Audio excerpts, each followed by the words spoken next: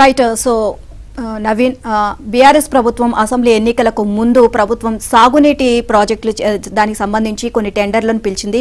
So ఈ టెండర్లకు సంబంధించి వాటన్నిటినీ కూడా నిలిపివేయాలి అని చెప్పేసి ఇప్పుడు కాంగ్రెస్ ప్రభుత్వం భావిస్తుంది. అంటే దాదాపుగా 69 పనులను నిలిపివేయాలని చెప్పేసి భావిస్తుంది. అంతేకాకుండా ఈ టెండర్లకు సంబంధించి ఎటువంటి ప్రయోజనం ఉండదు అని కూడా కాంగ్రెస్ స్పష్టం చేస్తోంది.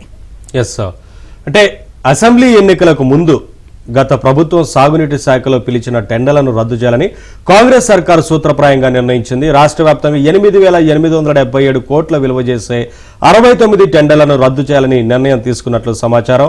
వీటిలో 6,655 కోట్ల విలువైన పనులు ఒక్క పాలమూరు రంగారెడ్డి ఎత్తిపోతల పథకానికి చెందినవే. ఇక 1,658 కోట్లతో చేపట్టిన చెన్నూరు ఎత్తిపోతల పథకం కూడా రద్దు జాబితాలో ఉంది. దీనిపై గత ఏడాది ఉమ్మడి ఆదిలాబాద్ జిల్లా ప్రతినిధులు అభ్యంతరాలు వ్యక్తం చేశారు. కుఫ్టీ ప్రాజెక్టును చేపడితే గ్రావిటీతో నీటిని తరలించేందుకు అవకాశం ఉంటుందని, అలా కాకుండా చెన్నూరు ఎత్తిపోతలను చేపడితే దీర్ఘకాలం ఉపయోగం ఉండదని వివరించారు. ఈ ప్రాజెక్టులను పైసల కోసమే చేపట్టినట్లు అవుతుందని అభిప్రాయపడ్డారు. నిజానికి కాంగ్రెస్ ప్రభుత్వం అధికారంలోకి వచ్చిన తర్వాత ప్రాణహిత చేవెళ్ల ప్రాజెక్టును చేపట్టాలని భావిస్తోంది. 10,000 కోట్లతో తొమ్మిడిహెట్టి వద్ద బ్యారేజీ కట్టడమే కాకుండా గ్రావిటీతో ఉమ్మడి ఆదిలాబాద్ జిల్లాలోని 2 లక్షల ఎకరాలకు సాగునీటిని అందించాలని ప్రతిపాదించింది. దాంతో చెన్నూరు ఎత్తిపోతల పథకం కథ క్లోజ్ కానుంది. చిన్నా పెద్ద కలిపి మొత్తం మీద 69 టెండర్లను రద్దు చేసి కొత్త ప్రాజెక్టులకు టెండర్లను పిలువనున్నారు. ఇప్పటికే టెండర్లు దక్కించుకుని అడ్వాన్స్ గా అభ్యర్థులకు ముడుపులు కూడా చెల్లించుకున్న కాంట్రాక్టర్లు తాజా నిర్ణయంతో గగ్గోలు పెడుతున్నారు.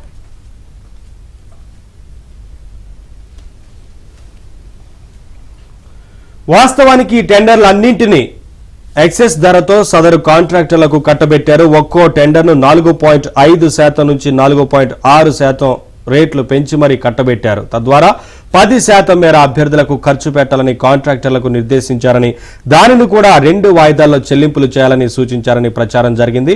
అందులో 5% ఎన్నికల ముందే అప్పజెప్పి మళ్లీ అధికారంలోకి వచ్చి పనులు చేపడితే మిగిలిన 5% ఇవ్వాలనే విధంగా వీరితో మౌఖిక ఒప్పందాలు జరిగాయని తెలుస్తోంది.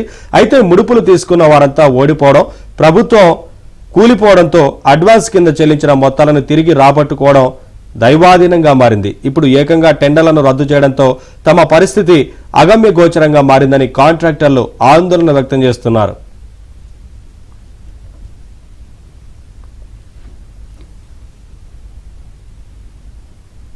ఇక పాలమూరు రంగారెడ్డి ఎత్తిపోతల పథకం అంచనా వ్యయం 55,086 కోట్లు కాగా గత ఏడాది నవంబర్ దాకా 27,553 కోట్లు ఖర్చు చేశారు. అయినా 1 ఎకరా కొత్త ఆయకట్టుకు కూడా నీరివ్వలేదు. అలాగే కాళేశ్వరం ఎత్తిపోతల పథకం నిర్మాణ అంచనా వ్యయం 1,27,872 కోట్లు కాగా దీనికి 2023 నవంబర్ దాకా 93,872 కోట్లు ఖర్చు పెట్టారు.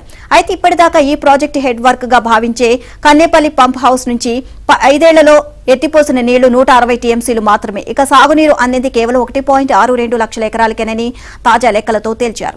ఈ నేపథ్యంలో తక్కువ వ్యయం ఎక్కువ ఆయకట్టు సూత్రంతో సాగునీటి ప్రాజెక్టులకు నిధులు ఖర్చు చేయాలని నిర్ణయించారు.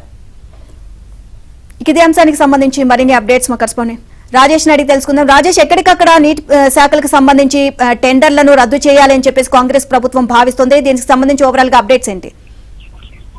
మొత్తానికి సాగునీటి శాఖలో ఎన్నికల టెండర్ల ప్రక్రియకు సంబంధించినటువంటి అంశంలో రాష్ట్ర ప్రభుత్వం కీలక నిర్ణయం తీసుకుంది. ఈ టెండర్లను రద్దు చేస్తూ ప్రభుత్వం నిర్ణయం తీసుకోవడంతో దాదాపు 8,870 కోట్లకు విలువైనటువంటి 669 పనులకు స్వచ్ఛ పలికినట్లుగా చూడొచ్చు. ఎందుకంటే బీఆర్ఎస్ ప్రభుత్వం 10 ఏళ్ల పీరియడ్ లో అసెంబ్లీ ఎన్నికలకు ముందు పిలిచినటువంటి ఆ టెండర్లు ఏవైతే ఉన్నాయో ఈ టెండర్లో జరిగినటువంటి అవినీతి అక్రమాలకు సంబంధించి ఇప్పటికే వరుసగా రాష్ట్ర ప్రభుత్వం విజిలెన్స్ కమిటీ ముందుకు వెళ్తుంది.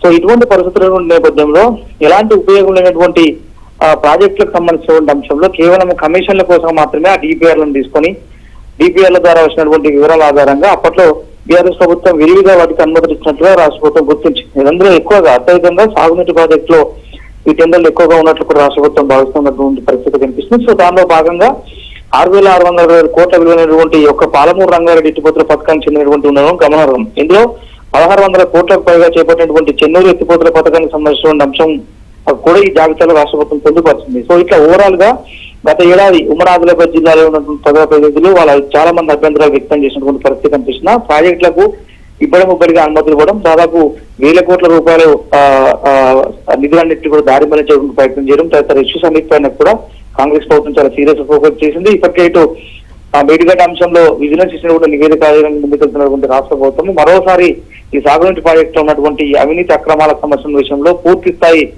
నివేదిక తెప్పించుకున్న తర్వాత ఒక్కొక్కటిగా ప్రభుత్వ చర్యలకు రంగం సిద్ధమవుతుంది.